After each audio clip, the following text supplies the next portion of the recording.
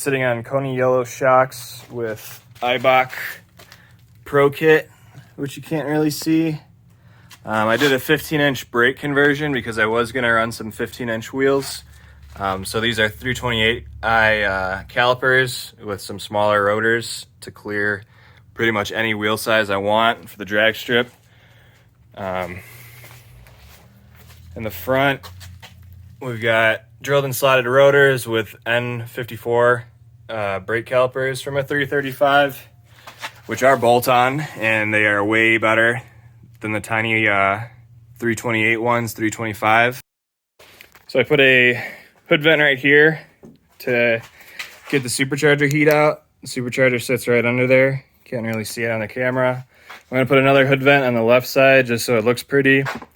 Made a headlight intake because I couldn't use my lower duct that I was using previously before the supercharger, because now I have the Burger Motorsports oil cooler, huge, sitting right there taking up all that space. So the only other option really was to suck in from the headlight. Still got the stock headlight on the left side under the hood. So this is the supercharger kit. It's not fully done yet. Still need to get the piping powder coated. This is an Eaton M90 Roots style supercharger, and this is from a 1991 Thunderbird Super Coupe. That's a tough word. I've got the MAF sitting right here, and this is actually an engine intake that we chopped up to utilize.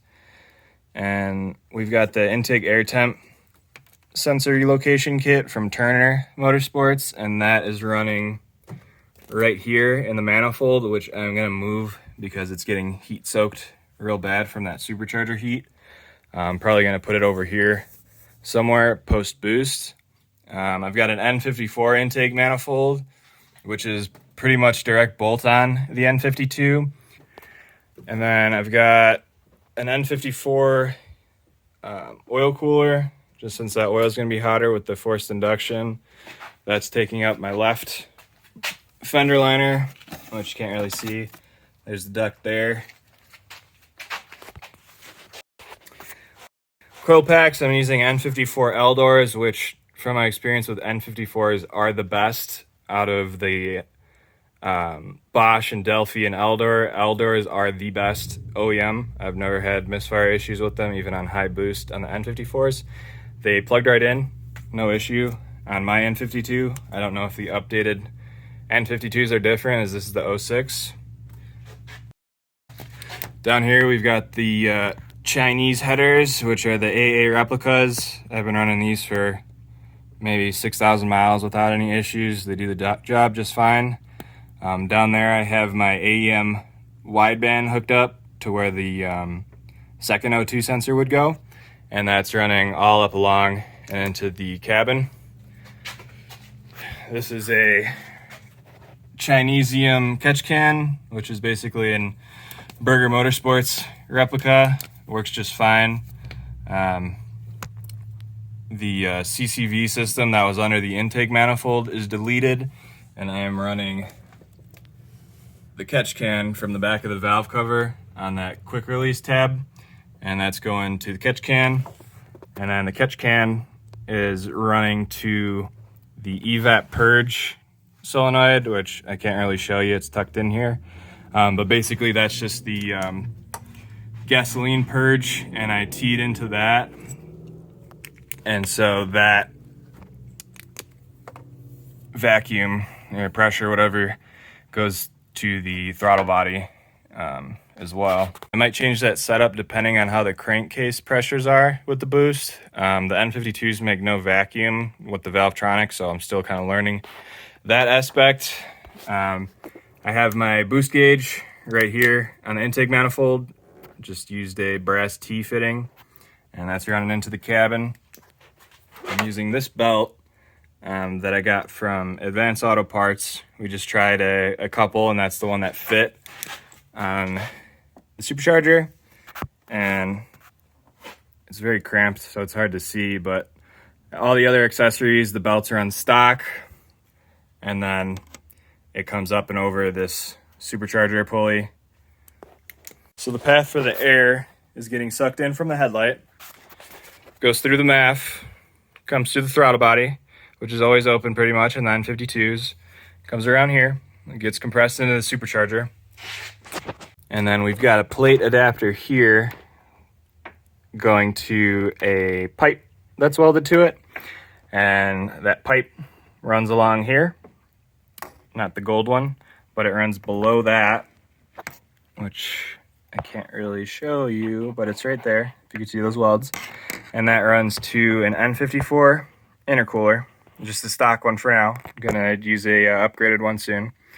This is the N54 radiator fan, N54 radiator, and that was needed to clear the intercooler. And so it goes through the intercooler, comes up through the opposite side, up and over the radiator. I'm going to put some heat shielding so that it's not absorbing all this heat from the radiator underneath it.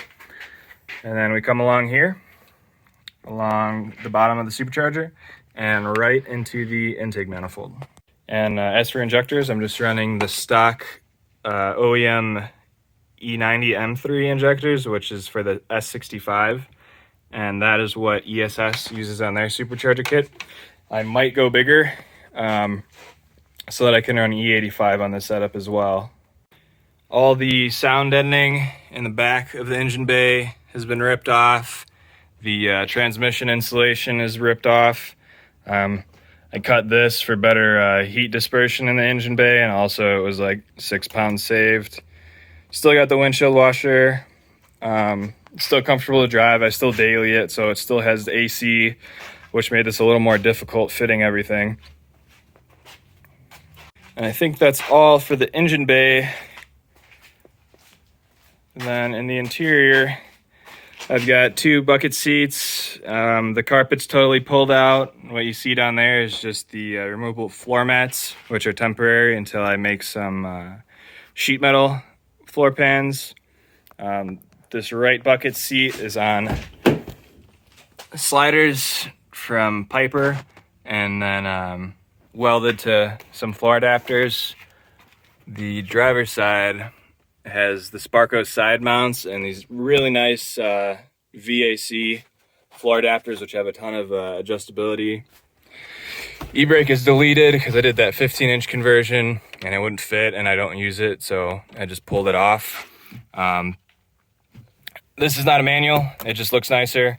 It is a ZF 6-speed automatic on XHP stage 3 flash. Back here you can also see the strippage. This car weighs about 3,000 pounds as it sits now. I need to reweigh it as I put the some of the trunk carpet back in. A couple other things, but it should be under 3,100, I'm guessing, as of right now. I have a dirt driveway, so I just cleaned my car 2 days ago, and it's already dirty. Here is the dash. I did a LED swap with some white LEDs, and I used the M3 gauge rings, and then I painted I sharpied rather the needles red because it looks better. And also this is an N54 gauge so that I get that oil temp, which I programmed through Perfect Toolbox on a Windows laptop. We've got the air fuel wideband right here from AEM. That's been working great. And then right here is the boost gauge from AEM as well. I got this from Colorado N5X. They've got a lot of cool stuff. This vent pod was from eBay. Right here on the phone, I run Pro Tools for the additional gauges. Still have the front sound system, radio, HVAC, heat, all that good stuff. The rear speakers and everything are gone for weight.